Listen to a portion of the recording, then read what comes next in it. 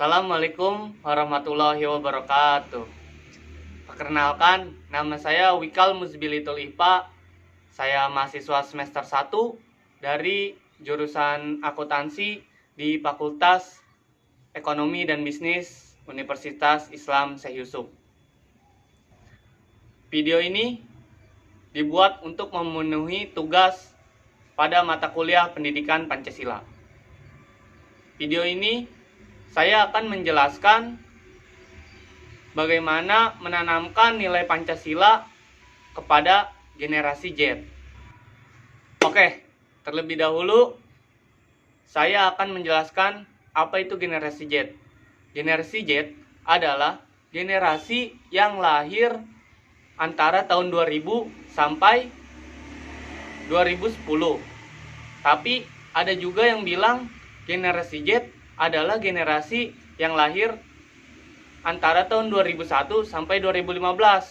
Namun pada intinya nih, generasi Z itu generasi yang lahir pasca tahun 2000-an.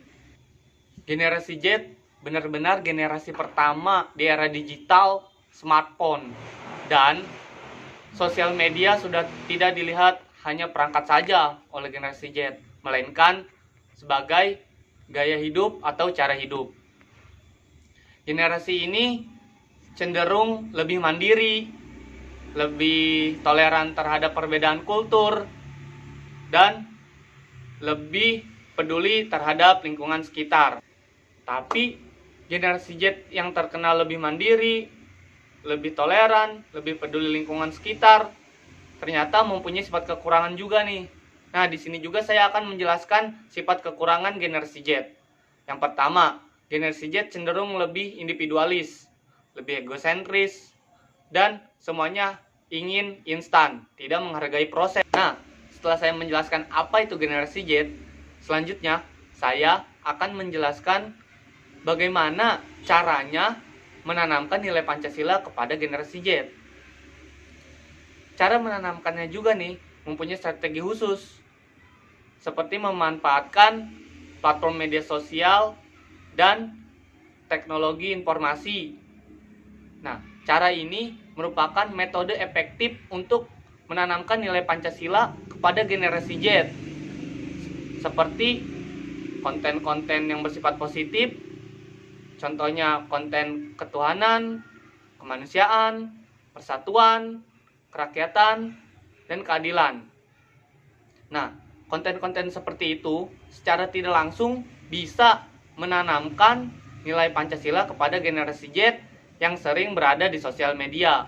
Lalu, selain strategi sosial media, ada juga strategi lain nih, seperti Pancasila berbasis kearifan lokal, dengan melibatkan generasi Z dalam bermasyarakat dan bernegara. Nah, contohnya seperti gotong royong di wilayah sekitar, menjalankan tradisi adat dan istiadat, bisa juga silaturahmi, dan masih banyak yang lainnya. Dari pemerintah itu sendiri harus mengadakan pendidikan formal Pancasila dari tingkat SD, SMP, SMA, maupun universitas, karena hal itu dapat sangat berpengaruh bagi menanamkan Pancasila kepada generasi Z. Dan pemerintah juga harus berperan aktif dalam menentukan kebijakan konten-konten yang berada di sosial media. Seperti konten yang bersifat negatif harus dilarang, karena itu tidak sesuai dengan nilai-nilai Pancasila. Pada intinya, dengan kita menanamkan nilai-nilai Pancasila kepada generasi Z ini,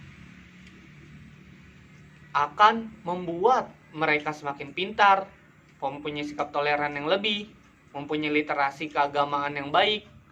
Pokoknya, membuat mereka menjadi orang yang lebih baik. Sekian pemaparan dari saya tentang menanamkan nilai Pancasila kepada generasi Z. Semoga bermanfaat bagi semuanya, dan kita semoga tetap dilindungi dari wabah COVID-19 yang sedang melanda negeri ini. Tetap jaga protokol kesehatan, stay safe and health. Kurang lebihnya mohon maaf. Wabillahi taufiq wal hidayah. Wassalamualaikum warahmatullahi wabarakatuh.